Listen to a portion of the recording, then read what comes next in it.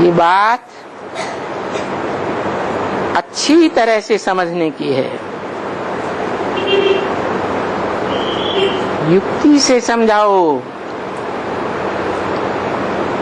कि निराकार आत्मा और साकार शरीर 5 तत्वों का पुतला, इन 2 से मिलकर के जीवात्मा बनती है। ऐसे ही आत्माओं का बाप, जो आत्माएं निराकार हैं, आंखों से देखी नहीं जाती, उन अणु से अनुरूप आत्माओं का बाप, अणु से अणु अति सूक्ष्म ज्योति बिंदु परमपिता परमात्मा सुप्रीम गॉड फादर कहा जाता है। ना आत्मा अकेले कुछ कर सकती है, ना 5 तत्वों का पुतला शरीर कुछ कर सकता है। दोनों का मेल होता है तब जीवात्मा कही जाती है। जीवित आत्मा अर्थात जीवन धारण करने वाली आत्मा। अगर 5 पुतले वाले तत्व शरीर के साथ नहीं है तो वो आत्मा कुछ भी नहीं कर सकती। आत्माओं का धाम है आत्मलोक,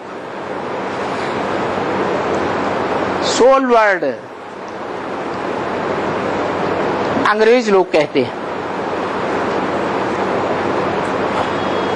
सोल वर्ल्ड जो आत्माओं का धाम है, घर है, तो उसका बाप भी होगा।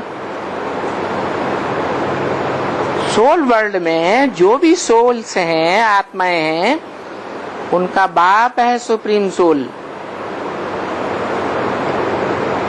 वो सुप्रीम सोल सोल वर्ल्ड में असंख्य आत्माओं के साथ कुछ भी नहीं कर सकता।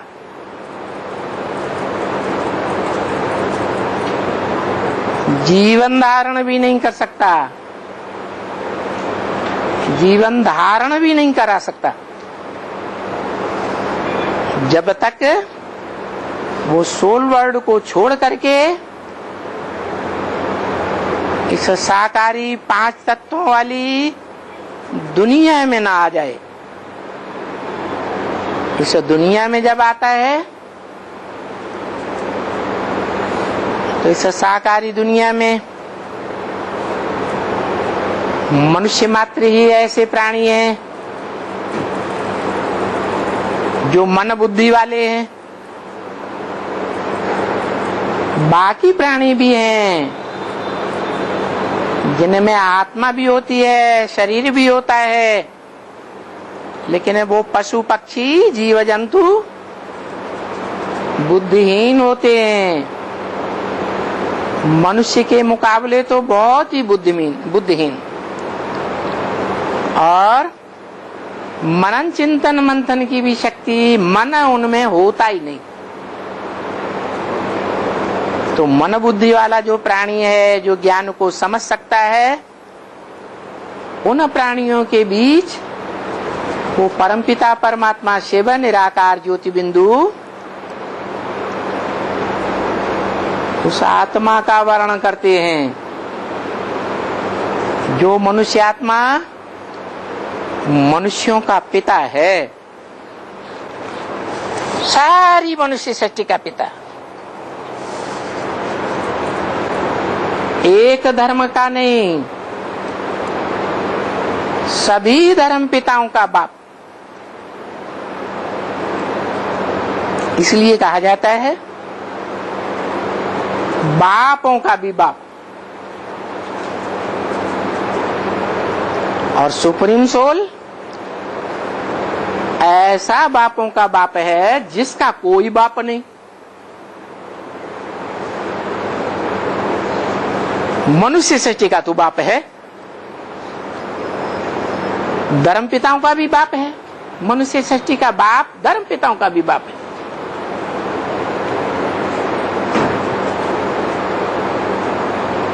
तो जो मनुष्य सृष्टि में सबसे जास्ती बुद्धिमान है, पावरफुल मन वाला है, उसी में सुप्रीम सोल, निराकार ज्योति बिंदु, आत्मलोक का बाप, इस सब मनुष्य सृष्टि में आकर के प्रवेश करता है